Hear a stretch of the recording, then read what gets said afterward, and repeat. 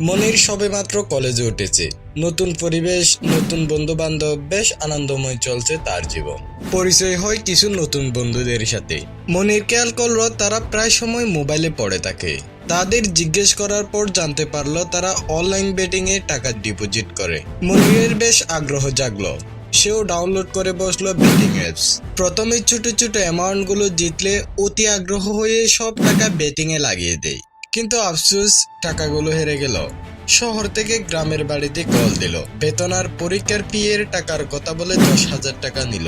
এবারও সব টাকা বেটিং এ লাগাবে, কারণ হেরে যাওয়া টাকাগুলো ফিরিয়ে আনতে হবে। কি হলো বলুন তো? এবারও টাকাগুলো হেরে বসলো। তার কাছে এটা একটা নেশার মতো হয়ে গেল। বন্ধু বান্ধব, আত্মীয় স্বজন থেকে টাকা ধার নিয়ে বেটিং এ লাগাতে লাগলো, কিন্তু প্রতিবারের মতো টাকাগুলো হারিয়ে সর্বশান্ত হলো। মনিরের মতো ঘটনা আমাদের আশেপাশে প্রায় ঘটতে দেখি। এবার আইপিএল এ ভিন্ন কিছু চোখে পড়ল। প্রতিবারই এই খেলায় ক্রিকেটারদের বেটিং কোম্পানির সাথে জড়িয়ে যেতে দেখি। তবে এইবারের খবরটা অনেকটাই ব্যতিক্রম। কলকাতায় অভিনব কায়দায় বেটিং চালাচ্ছিল একটি চক্র।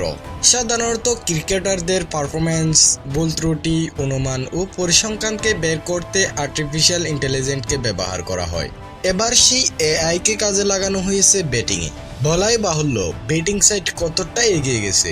কিন্তু এত মানুষ নিঃস্ব হওয়ার পরও কেন মানুষ বেটিং এর দিকে আগ্রহী হচ্ছে? এর একটি কারণ ধরা যেতে পারে বেটিং এর চটকদার বিজ্ঞাপন। মোটা অঙ্কের টাকা নিয়ে বিজ্ঞাপন বানাচ্ছে আপনার পছন্দের নায়ক নায়িকা থেকে শুরু করে ক্রিকেটার পর্যন্ত। কিন্তু মাঝখানে সবকিছু হারিয়ে পথে বসে সাধারণ কিছু মানুষ। সাধারণত বেটিং এর জন্য টার্গেট করা হয় বেকার, অর্ধশিক্ষিত কিংবা যুবক ছেলে মেয়েদেরকে। প্রিয় অভিনেতা টেলিভিশন কিংবা মোবাইলের চটকদার বিজ্ঞাপনের লোভে পড়ে পা বাড়ায় বেটিং সাইডের দিকে। এই বেটিং এর নেশায় নিজের পরিবারকে খুন করা থেকে শুরু করে সম্পত্তি হারিয়ে সর্বশান্ত হয়েছেন অনেকেই। আইপিএলের জুয়ার টাকার জন্য নারায়ণগঞ্জের 2,500 মা ছেলেকে গলা কেটে হত্যা করে নিহতেরই স্বজন সাদিকুর সাদিক।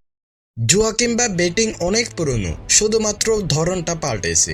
ব্যাটিংকে কেন্দ্র করে টিভি শো কিংবা অভিনেতার বেটিং কোম্পানিগুলো টাকা কামিয়ে নিচ্ছে। মাঝখানে সবকিছু হারিয়ে পথে বসছে গ্রাহকরা। এই নিয়ে বিটিআরসি কিংবা প্রশাসন কাজ করলেও দমিয়ে রাখা যাচ্ছে না কোনোভাবে। প্রতি বছর বেটিং এর মাধ্যমে 30 কোটি টাকা মতো পাচার হয়। ডলার বা টাকা পাচার নিয়ে ইতিমধ্যে আমাদের চ্যানেলে ভিডিও করা আছে, সময় থাকলে দেখে আসতে পারেন। এই বেটিং সাইট থেকে ফিরে আসার একটা মাত্র উপায়, জনসচেতনা তৈরি করতে হবে।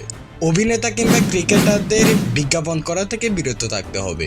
নিজে সচেতন হন, অন্যকে সচেতন করুন। আর না হলে মনিরের মতো সবকিছু হারিয়ে পথে বসতে বেশিক্ষণ লাগবে না।